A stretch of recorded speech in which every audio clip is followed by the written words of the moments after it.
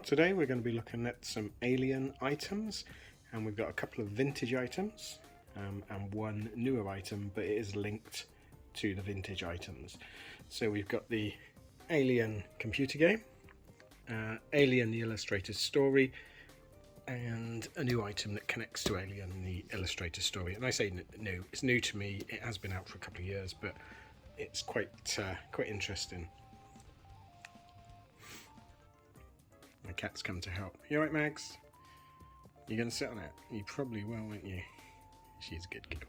I've got to do this, because the item's so big, I've got to do this on the floor. So let's look at the Alien computer game first. Hello. So this came out in 1979. I had this on the Spectrum, the classic Spectrum 48K. And it promised so much because the packaging is gorgeous. So you've got the great Alien egg poster, which doesn't really match anything in the film. What? You like Alien? Yeah, she approves. And it's by a company called Mind Games. And then on the back, and this was to a young impressionable fan, getting this stuff with photos and that on. Cat's tail. Getting stuff with photos on was great. So this shows all the crew. Cat just caused it to go out of focus.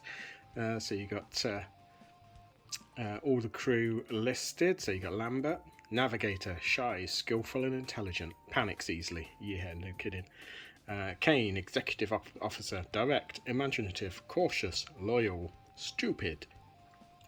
Ash, science officer, secretive, unlikable. I thought he was quite likable in the film.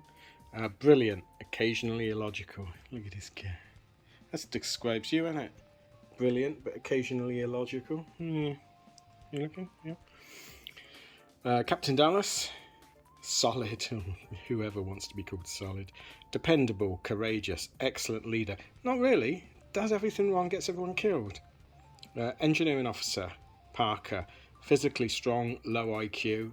That's a bit nasty. Potentially rebellious. Parker, I think one of my favourite characters in the film. I love him. Warrant officer Ripley, willful, ambitious, authoritative, resourceful, likely to appear in sequels. And then we get wonderful Brett, engineering officer, cynical, rebellious, untrustworthy, unflappable. So if Dallas is such a great captain, excellent leader, yet he's chosen two rebellious people to look after the engines of his ship.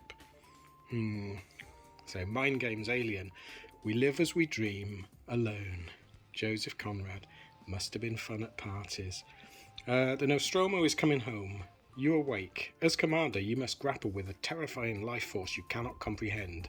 The ship has become a trap. Something evil stalks the corridors.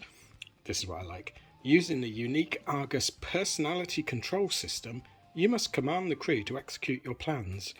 Beware, they will interpret your orders in their own individual way. Decisions are real-time, and the drama unfolds across a full graphics map of the ship. Remember those words. Every time you dare to try this epic battle of survival, you'll be faced with the reality of the action.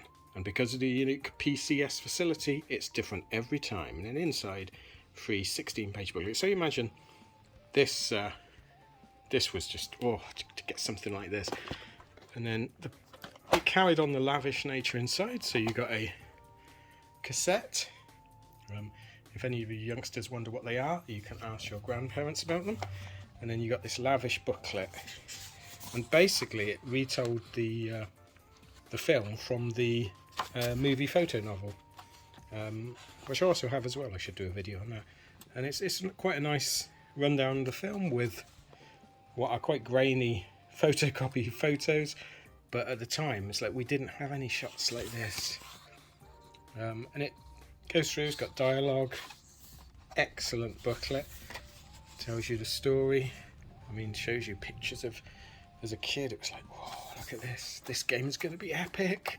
Can you imagine coming face to face with the egg? And so you go through, and then eventually you get to the game, and it gives you the gameplay. It tells you what you're doing. So the aim of the game is to destroy the alien or drive it away from the Nostromo. For instance, you can evacuate with 3 crew members in a lifeboat. Yeah. And then it gives you the personality control system. So you can tell the crew, you're basically controlling the crew, giving them orders, and you can tell them to do different things like get item, leave item, remove grill, attack, move to. And you've got all of these crew members to control. You've got a map of the Nostromo. I mean, it's just going to be amazing. You've got a, that's your display. So you've got map. Because you haven't loaded this yet, remember, you're reading this. Map of the Nostromo. Oh my god, that'd be so good. Command monitor. That's going to be impressive. Report monitor. Ooh. So eventually, you read all this. You familiarise yourself with it. Hints for survival. So great stuff. There's Jonesy. Not as good as Magsy. Yeah, you would have beat the alien, wouldn't you? So you load it up. It takes like 20 minutes to load up, and you start playing. I don't have a Spectrum anymore, so I can't play it, but I can show you some screenshots. So you see the map, and it's not that impressive. It's line drawings of the Nostromo, 3 decks. You've got little icons, like little gingerbread men that denote the crew. There is a screen that shows you the crew members.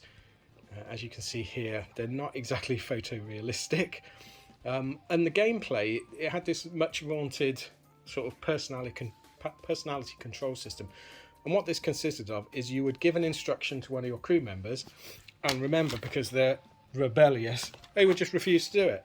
So you would spend like 20 minutes playing this game, saying, go and investigate this room. No, they're not going to do it. Oh, okay, we'll stay in this room. No, they've wandered off. You occasionally see the cat running across, and then eventually your crew would be picked off one by one by the alien, and this is what the alien looked like. And he was animated with like 2 frames of animation, and it looked like he was having a bit of a hand shandy. So I don't know what was going on there, but the game didn't live up to the promise of this wonderful, wonderful packaging. I played a game endlessly trying to beat it, never ever beat it, never escaped, never killed the alien. So all in all, it was a frustrating experience. They eventually did an Aliens game, and there was 2 versions, a UK version and a US version, and I can't remember which one was which, but one of them was really good. It was almost like not a first-person shooter, but it was you could wander about Hadley's Hope. Much better. But I got this because it's so nostalgic. As soon as I saw this, I was transported back to like 1979, 1980 when it came out. I just playing this. Wish I had a Spectrum. Perhaps I'll try and find an emulator. But yeah, so really good. Well worth picking up. You can get up really cheaply. This was like 16 quid on eBay, and it's in pretty good condition. So yeah, it's because no one really uses them as computer games, you can pick them up. There's this Commodore 64 version, very similar graphics, but yeah, really good. I remember when I bought it, it cost the princely sum of, I think, something like $6.99 or $9.99, which was a lot for a game back then, but love it. So the next item we're going to be looking at is Alien: The Illustrated Story. So this was a publication. It's a graphic novel of the film, drawn by the amazing Walt Simonson. And this was published by Futura, who did Heavy Metal. And I had this before I saw the film. I never saw the film at the cinema when it was new, because I was only, when it was 79, I was 11. So I couldn't get in. I eventually saw it when ITV showed it on its initial premiere. It scared the crap out of me. I had to find reasons for leaving the front room because it was scaring me, which is pathetic, really. But this was, like I say, a graphic novel before really graphic novels were a thing, and it is superb. It tells a story with great artwork. It's quite authentic. It was based on some early scripts, so some of the things have changed slightly in it, but look at this artwork. It's amazing. The colouring's really nice, if a little bit bright and garish in places, but it tells you the story, and I just love this. I reread it to death, which is a shame because these fall apart so easily. They're perfect. Is it perfect bound, where they're edge bound? And can you see that with glue into the thing, and they fall apart. So trying to find one of these in good condition is difficult. It has been reprinted, so but it's well worth a read. Something in there. So it tells a story, and all the sort of classic scenes are in there. Let's find the. So look at that. So you've got the space jockey, or the blue Prometheus guy, if you want to listen to that. And then goes through, and then the chest burster scene just shocked me. So even in this, so I was reading this well before seeing the film, and you get to the chest burster scene. Oh, look at it! And I missed it the first time they showed it on ITV because I couldn't watch it. I left. I think I said, oh, I've got to go use the toilet, you know, got to go upstairs, because I knew this was coming and I knew it would scare me. And I remember my brother telling me about how awesome it was. Luckily, at that point, we did have a VHS machine, so it was taped, and I did watch it the next day. Still got the scene where, you know, because obviously when Lambert is killed at the end, they actually use a scene from when Brett was being killed. So if you notice, Lambert's wearing cowboy boots, but the feet in the film are actually Brett's, and it was originally going to poke him in the back with the tail and push him towards the alien, which I think would have been quite good. But yeah, so this is a great book, and the original's getting quite hard to pick up, but like I say, it has been reprinted. But then I saw in Forbidden Planet they were selling a limited edition artist version, which I sent off for, and it turned up, and it's massive. The box it came in is massive. That's a sort of A4 magazine size. Look at it. And then you open it up.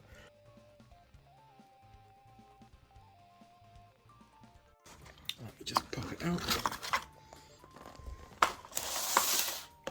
And it weighs a ton, and it's got a lovely cover. So there's the classic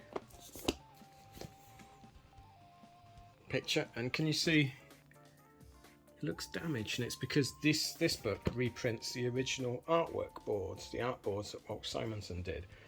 So it's not in colour, so you're seeing all the art in its black and white glory, and with all the alterations, changes, etc. And the thing that I think is really nice about it, so open it up, is the first page. So it's very hard to do left-handed. Let me swap.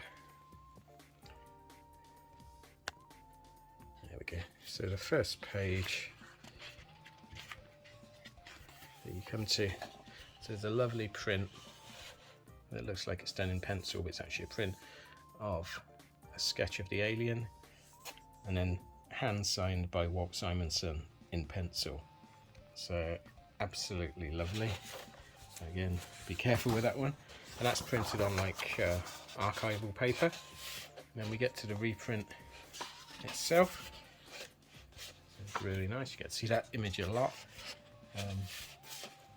So as you can see, there's Tipexy bits on it, and then it reprints in black and white in the original size of the artwork, the entire comic, and it's just amazing. The artwork is spectacular.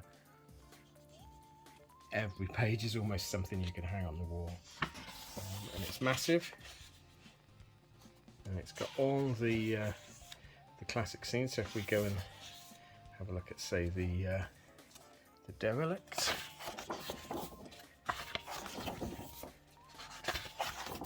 So look at that. And as you can see, that's the size of my hand. This is absolutely huge. Evidently, the original artwork didn't have the dialogue bubbles stuck onto it, so they've reproduced those. But they've obviously copied the original. But some of them in blue. I'm not sure what that signifies, whether that was the ones that were replaced, and some of them are not. So you go through, you got the whole film. Look at that. I mean, it's just great artwork. Let's go to the chest burster. But you can see where like whole panels were obviously Tipexed, bits stuck on. You can see Tipexed a lot of detail out of Dallas's face there for some reason. So let's have a look. So, oh my goodness. And then you get the chestbuster in all its glory. It would be nice to see a coloured version this size, but I can understand why they've gone with the original artwork. And then so it reprints it all, but you do get a few extras as well, which are really interesting. So you see that the alien was obviously much bigger, and they've cut it down. That's the Nostromo exploding, because it was all done with just colours.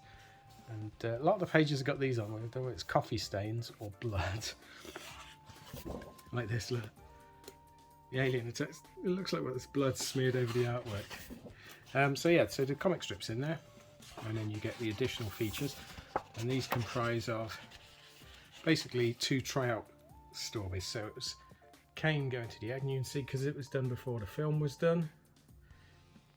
Kane's not wearing a normal spacesuit, and they also used the coloured version of that, so it was really nice. And then the next scene is really interesting and does tie into something else.